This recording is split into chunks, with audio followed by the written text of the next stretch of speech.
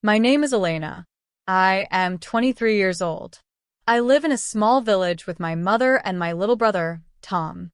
Tom is only 8 years old. He is sick. He needs medicine every day. The medicine is very expensive. My father died 3 years ago. After his death, we had no money. My mother works in a small shop, but she earns very little. I work in a restaurant. I wash dishes and clean tables. I work 10 hours every day, but my salary is not enough. We cannot pay for Tom's medicine. We cannot buy good food. Our house is old and cold. Every night, I count our money. Every night, I feel worried. Tom needs his medicine. Without medicine, he will die. This thought makes me cry. But I cannot cry in front of my mother. I must be strong. One day, a woman comes to the restaurant. Her name is Mrs. Anderson. She is rich. She wears expensive clothes and beautiful jewelry. She sees me working hard. She talks to me. "You are a good worker," she says. "You are also very beautiful." "Thank you," I say quietly. "I have a proposal for you," she says.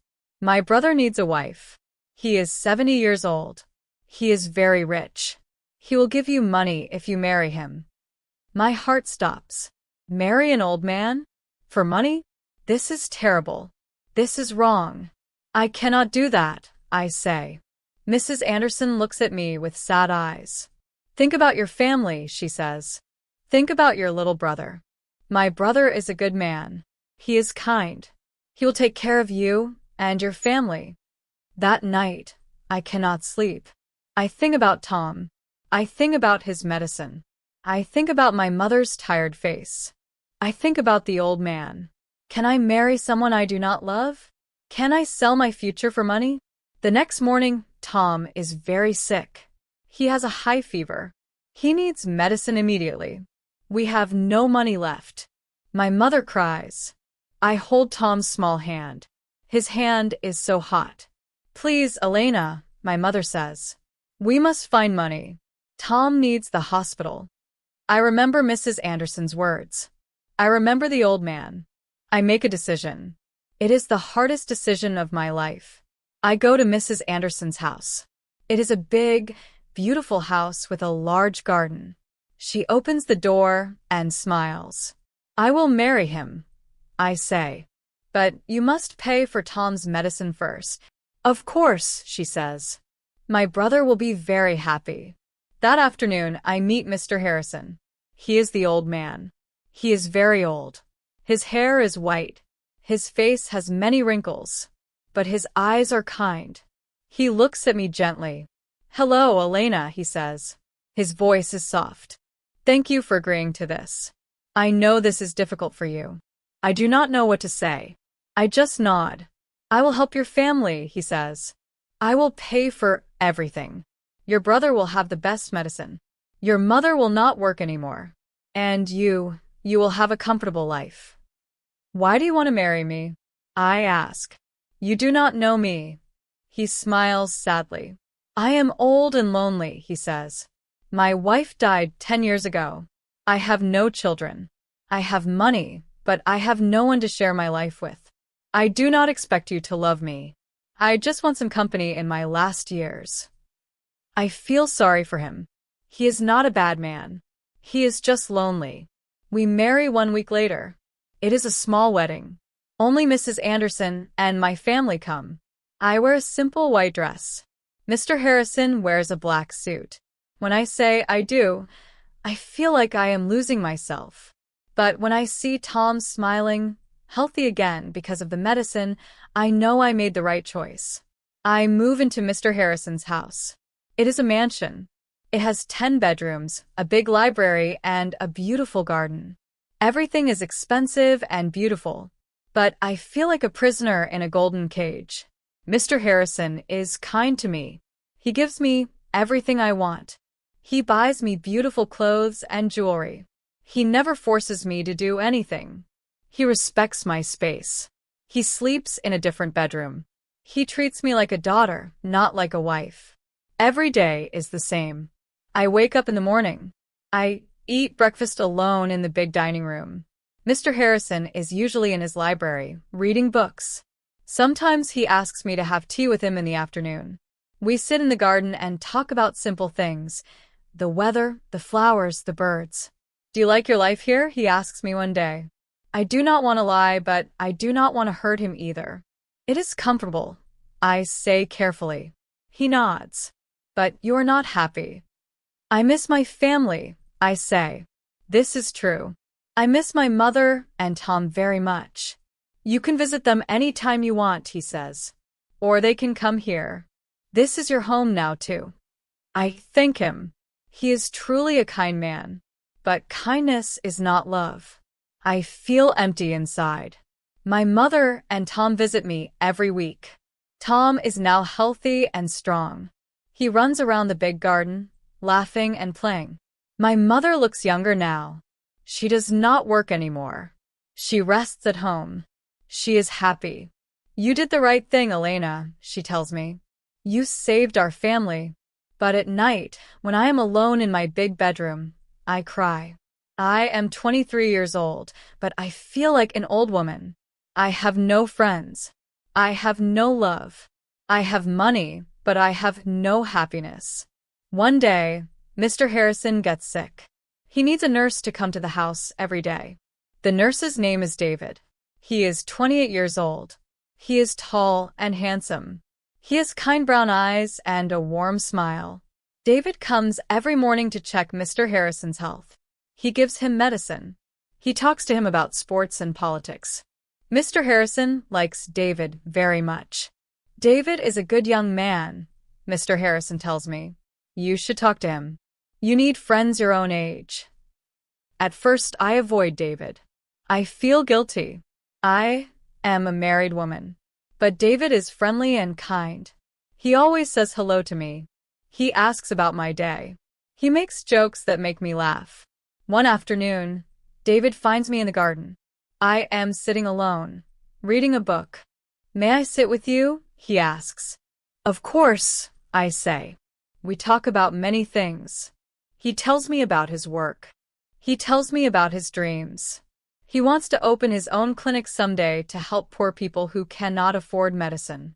"That is a beautiful dream," I say. "What about you?" he asks. "What are your dreams?" No one has asked me this question for a long time. I think carefully. "I want to be free," I say quietly. "I want to make my own choices. I want to live my own life." David looks at me with understanding eyes. "You are very young to be married to an old man," he says gently. "I did it for my family," I explain. I tell him about Tom and his medicine. I tell him about my mother. I tell him about the difficult choice I made. "You are brave," David says. "You sacrificed your happiness for your family. That is true love." His words make me cry. I have kept my feelings inside for so long. Now they pour out like rain. David does not judge me. He just listens. He understands me. For the first time since my marriage, I feel seen. I feel understood. David starts coming to the house more often. Sometimes he comes even when he does not need to check on Mr. Harrison. We meet in the garden. We talk for hours. We laugh together. We share our thoughts and feelings. I start to have feelings for David. I try to stop these feelings, but I cannot. When I see him, my heart beats faster. When he smiles at me, I feel warm inside. When he leaves, I feel sad. This is wrong. I am married. I should not have feelings for another man, but I cannot help it. For the first time in my life, I am feeling something real. Something true. David has feelings for me too. I can see it in his eyes. One day, he holds my hand. His touch makes me tremble. "Elena," he says, "I know this is wrong, but I have feelings for you. I think about you all the time." "I have feelings for you too," I whisper. "But we cannot do this. I am married. To a man you do not love," David says. "To a man who is dying." This is true. Mr. Harrison is getting weaker every day.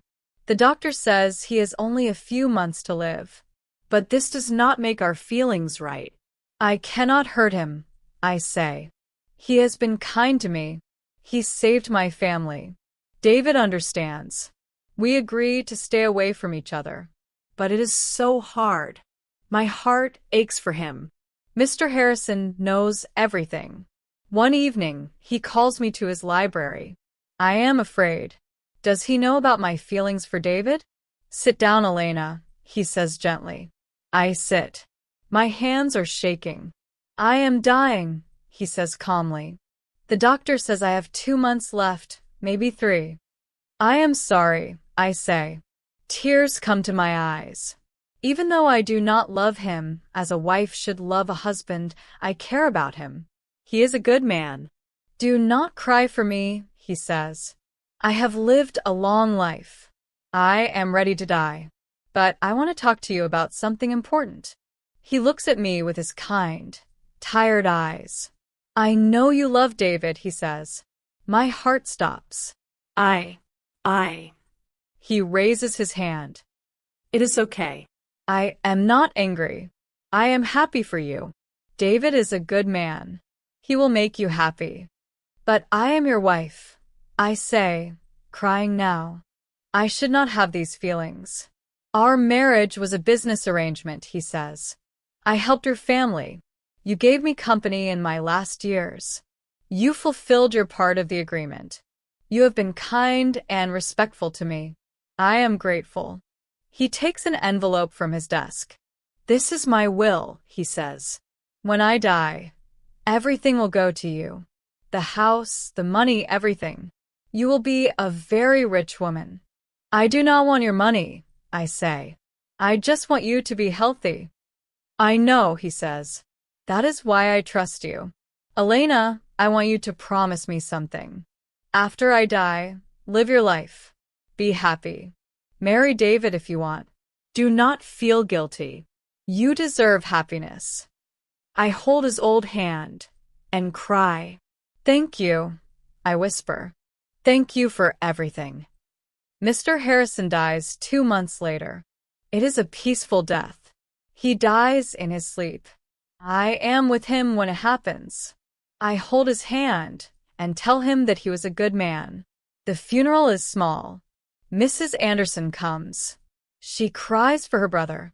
David comes too. He stands quietly at the back. My mother and Tom come. Tom is crying. He liked Mr. Harrison. After the funeral, the lawyer reads the will.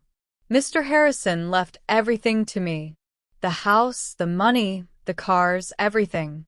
I am now a millionaire. But I do not feel happy about the money. I feel sad. Mr. Harrison was a kind man. He gave me everything and asked for nothing in return. He set me free even in his death. I give Mrs. Anderson some money.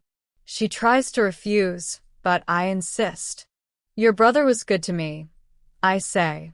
Please accept this. I also give money to the hospital where Tom received treatment. I want to help other sick children like Tom.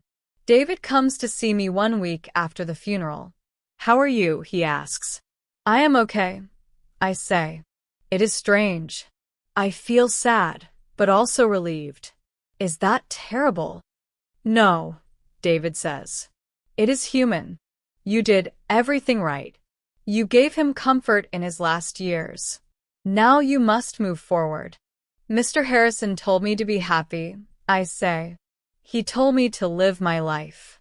What do you want to do? David asks. I think carefully. What do I want? For so long, I have done what others needed. I married Mr. Harrison for my family.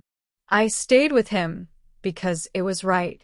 But now, for the first time, I can choose for myself. I want to help people, I say. I want to use this money for something good. David smiles. That is beautiful, he says. I start a charity foundation.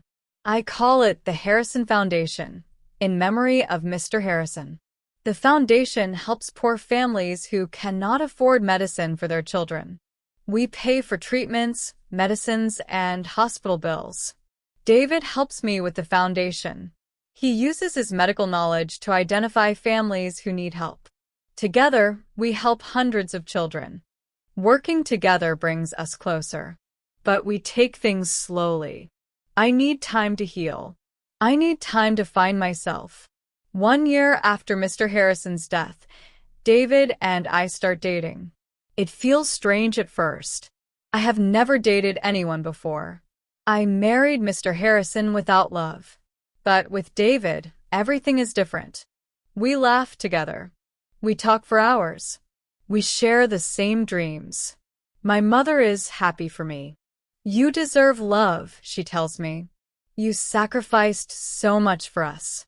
Now it is your time to be happy. Tom likes David too. David teaches him to play football. They become good friends. 2 years after Mr. Harrison's death, David asks me to marry him. We are in the garden of the mansion, the same garden where we first talked. Elena, he says, getting on one knee. I love you. I want to spend my life with you. Will you marry me? This time when I say yes, it comes from my heart. This is real love. This is true happiness. Our wedding is beautiful. We marry in the garden of the mansion. My mother cries happy tears. Tom is the ring bearer. Mrs. Anderson comes too. She is happy for us. My brother would be happy to see this, she tells me. He wanted you to be happy. After the wedding, David and I continue our work with the foundation. We expand it. We open a free clinic for poor people. David's dream comes true. One day, a young woman comes to the clinic. She is crying. Her little sister is sick and needs expensive medicine. The family has no money. I see myself in her. I remember when I was in her position, desperate and afraid. Do not worry, I tell her. We will help you. Your sister will get the medicine she needs. The woman cries with relief. Thank you, she says. You are saving our family. After she leaves, I sit quietly and think about my journey. I married an old man for money. It was the hardest thing I ever did. I felt like I was selling myself. I felt guilty and empty. But that decision saved my brother's life. It brought me to this house. It brought me to David. It gave me the resources to help hundreds of other families. Mr. Harrison taught me something important. He taught me that love comes in many forms. He loved me by setting me free. He loved me by wanting my happiness. He loved me without expecting anything in return. I learned that sometimes we must make hard choices. Sometimes we must sacrifice for the people we love. But those sacrifices can lead us to unexpected places. They can teach us about ourselves. They can open doors we never knew existed. 5 years have passed. David and I have 2 children now. A daughter named Emily and a son named Robert. We named our son after Mr. Harrison. His full name was Robert Harrison. Tom is now 18 years old. He is healthy and strong. He is studying medicine at the university. He wants to be a doctor like David. He wants to help people like the foundation helped him. My mother lives with us in the mansion. She takes care of the garden. She is happy and healthy. The Harrison Foundation has helped over 5,000 families now. We have opened 3 free clinics. David works in one of the clinics every day. He is happy. His dream came true. I sometimes visit Mr. Harrison's grave. I bring flowers and tell him about my life. I tell him about David and our children. I tell him about the foundation and all the families we have helped. Thank you, I tell him. Thank you for your kindness. Thank you for setting me free. Thank you for teaching me about love. I know he cannot hear me, but saying the words makes me feel peaceful. I married an old man for money. People might judge me for that. They might say I was wrong, but I know the truth. That decision was made from love. Love for my family. and it led me to true love. Life is strange and unexpected. We cannot always choose our circumstances. Sometimes we must make choices we do not want to make. But those choices shape us. They teach us. They lead us to where we need to be. I am happy now. I have love. I have family. I have purpose. And I have learned the most important lesson of all. Sometimes the hardest roads lead to the most beautiful destinations. Now that you've seen the whole story, we would really appreciate it if you rate it from 1 to 10 in the comments. Your thoughts help us improve and make sure we bring you the kind of stories you truly enjoy.